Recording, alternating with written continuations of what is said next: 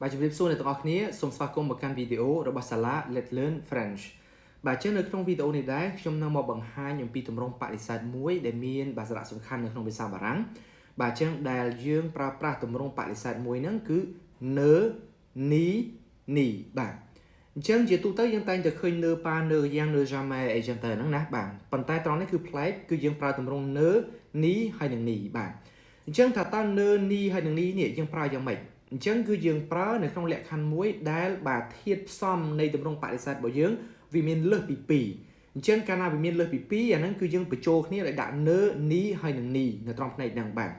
អញ្ចឹងខ្ញុំឧទាហរណ៍តែឃ្លាបដិសេធទូទៅរបស់យើងគឺយើងនិយាយថាម៉េចបាទ Je ne bois pas de café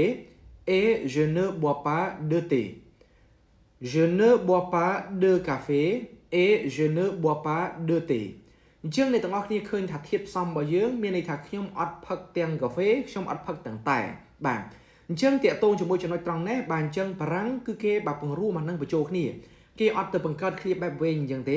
ធៀបផ្សំបដិសេធលើសពី2គឺគេប្រើទម្រង់នើនីហើយនឹងនីបាទអញ្ចឹងដែលវានាំមកយើងបានអានើហើយនីនេះបាទអញ្ចឹងនៅចន្លោះវានឹងគឺយើងដាក់កិរិយាសព្ទអាហ្នឹងណាបាទអញ្ចឹងដែលខ្ញុំពង្រួមខ្ញុំបានអី Je ne bois ni café ni thé Je ne bois ni café ni thé អញ្ចឹងមានន័យថាខ្ញុំអត់ផឹកទាំងតែហើយអត់ផឹកទាំងកាហ្វេដែរនៅក្នុងផ្នែកហ្នឹងឃើញទេហើយមួយទៀតនេះអញ្ចឹងគឺខ្ញុំថាបាទអញ្ចឹងឃ្លាខ្ញុំពង្រាយជាពីរណាបាទខ្ញុំថា Je ne regarde pas la télévision Je ne regarde pas la télévision et je ne regarde pas les réseaux sociaux Je ne regarde pas la télévision et je ne regarde pas les réseaux sociaux អញ្ចឹងមានន័យថាខ្ញុំអត់មើលទាំងទូរទស្សន៍ហើយក៏អត់មើលទាំងបណ្ដាញសង្គមអញ្ចឹងនៅពេលដែលខ្ញុំបំលែងឃ្លាហ្នឹងបាទបញ្ចូលគ្នាខ្ញុំបានអី Je ne regarde ni la télévision ni les réseaux sociaux Je ne regarde ni la télévision ni les réseaux sociaux ឃើញអត់អញ្ចឹងគឺមានន័យថាខ្ញុំអត់មើលទាំងទូរទស្សន៍អត់មើលទាំងបណ្ដាញសង្គមអញ្ចឹងគឺខ្ញុំអត់និយាយឃ្លាបែបវែងឡាយទេកាលណាធៀបផ្សំវាមានលើសពី2អញ្ចឹងគឺយើងប្រើនើនីនីបើវាមាន3អ្នកទាំងអស់នេះបន្តគ្នាមកដាក់បាទនើនីនីនីបន្តរហូតមកធៀបផ្សំណាឲ្យទៅលើសពី2យើងអាចប្រើបាននៅត្រង់ផ្នែកហ្នឹងបាទអញ្ចឹងចំពោះឃ្លាទាំងពីរហ្នឹងអ្នកទាំងអស់គ្នាវិភាគមើលអញ្ចឹងក្នុងឃ្លាទី1អំបញ្ញមិញខ្ញុំថា Je ne bois ni café ni thé ដល់ពេលអាឃ្លាទី2ខ្ញុំដាក់ថាម៉េច Je ne regarde ni la télévision ni les réseaux sociaux អ្នកទាំងអស់នេះវិភាគមើលថាឃ្លាទី1ខ្ញុំអត់មានការប្រើប្រាស់អាក់ទិចទេខ្ញុំយកនីទៅបូកជាមួយនឹងបាទនាមអូតូម៉ាទិកប៉ុន្តែអាឃ្លាទី2គឺខ្ញុំប្រើនីយកទៅបូកជាមួយនឹងបាទអញ្ចឹងអាក់ទិចក្ល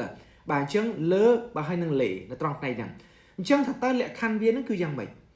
បាទជាទូទៅចំពោះលក្ខខណ្ឌអ្នកទាំងអស់គ្នាកាលណាឃ្លារបស់យើងឃ្លាស្របវាមានការប្រើប្រាស់អាង une de du de la de l'apostrophe d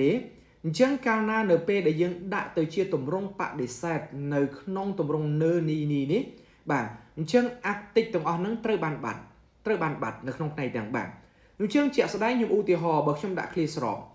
J'ai un frère et j'ai une sœur J'ai un frère et j'ai une sœur អញ្ចឹងឃើញនៅឃ្លាស្របវាមានអាង une អញ្ចឹងនៅពេលដែលខ្ញុំដាក់វាទៅជាទម្រង់បដិសេធដោយបញ្ចូលទម្រង់នើនីហើយនឹងនីអញ្ចឹងអាងហើយនឹង in ត្រូវបានបាត់អញ្ចឹងនាំមកយើងបាន Je n'ai ni frère ni sœur Je n'ai ni frère ni sœur នៅក្នុងផ្នែកទាំងបាទតែនៅពេលដែលក្នុងករណីឃ្លាស្របរបស់យើងវាមានលើ